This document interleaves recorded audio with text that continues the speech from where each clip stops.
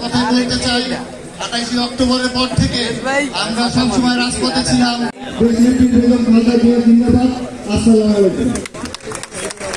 এই সরকারি বাংলা আমরা আমাদের দল কাছ থেকে কোনো কিছু আশা করি নাই, কিন্তু আজকে আপনাদের কাছে দলের কাছে আশা করতেছি। আমরা চাই প্রত্যেকটা কর্মী তার মর্যাদা পাক, প্রত্যেকটা কর্মী তার পরিচয় পাক। একটি গণতান্ত্রিক সরকার গঠনে সহায়ক হতে পারি এই আশা এবং প্রত্যাশাছেন। 18 বছর 5 তারিখে ওয়ানডে খেলেছেন আমাদের নেতা তারেক রহমানের নির্দেশে।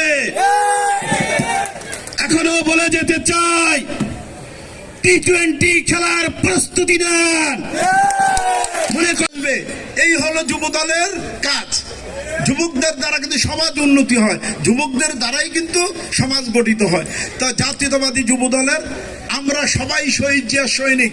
শহীদ প্রেসিডেন্ট জিয়াউর রহমান ছিলেন একজন আদর্শ দেশনায়ক, যার দ্বারা এ দেশের কোনো মানুষের, এ দেশের কোনো লোকের, কোনো দলমত নির্বিশেষে কোনো লোক বলতে পারবে না তার দ্বারা কোনো লোকের দলের কোনো ক্ষতি হয়েছে। তা আমরা শহীদ প্রেসিডেন্ট জিয়াউর রহমানের একজন আদর্শিক কর্মী হয়ে আমাদের দ্বারা কি সমাজের কোনো ক্ষতি হতে পারে? কমিটি আমরা আপনাদেরকে দিব, যেহেতু থানা কমিটি দিয়েছি। আমি আমার কনভেনার, আমাদের কোনো ইচ্ছা নাই আপনাদের যে মাসের পর মাস বছরের পর বছর ঘুরবেন, আমাদের কোনো ইচ্ছা নাই। আমাদের ইচ্ছা আপনাদের কমিটি দেওয়া, আমরা আপনাদের কমিটি দিব। আমাদের ঘুরানোর কোনো ইচ্ছা নাই। আপনারা কমিটি চেয়েছেন, কমিটি আমরা দিব। যেহেতু থানা কমিটি আমাদের হাতেই হয়েছে, ওয়ার্ড কমিটিও আমাদের হাতে হবে। আন্দোলন সংগ্রামের কথা বলা শেষ করা যাবে না। সবাই টুকটাক জড়িত ছিল, যে জড়িত ছিল না সেও বলে যে জড়িত ছিল। যার বয়স 20 বছর সেও বলে যে যার 17 বছর যখন সে ত্যাগ স্বীকার করছে, ঠিক আছে বলছে কিনা বলেন? বলে যার বয়স 20 বছর 22 বছর সে আইসা বলে যে সে ত্যাগী, এখন বলে না? এটা কে তার যাচাই বাছাই করতে যাবে বলেন? আমাদের সামনের দিকে আগাইতে হবে।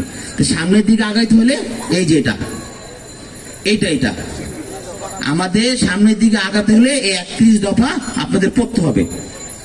মাত্র তারাই কমিটিতে স্থান পাবে, এর বাইরের কেউ কমিটিতে স্থান পাবে না। পাশাপাশি আপনাদেরকে এখানে আমি একটি বক্তব্য দিয়ে হুঁশিয়ার করে দিয়ে যেতে চাই,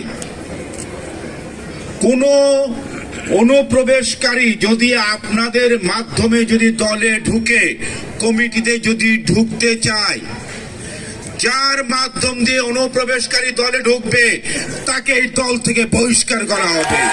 অনুপ্রবেশকারী তো স্থান পাবেই না, যার মাধ্যম দিয়ে ঢুকবে সেই দল থেকে বহিষ্কার হবে। যাদেরকে প্রোগ্রামে আসতে বলেছে বিভিন্ন অজুহাত দেখে দিনের পর দিন যারা প্রোগ্রামে আসেনি, তারা আজকে আপনাদের পাশে দাঁড়ালে কি ভালো লাগবে? এটা যদি ভালো না লাগে তাহলে আপনারা সিদ্ধান্ত নেন, ওয়ার্ড কমিটিতে আমরা কাদেরকে আমরা নেতৃত্ব আনবো।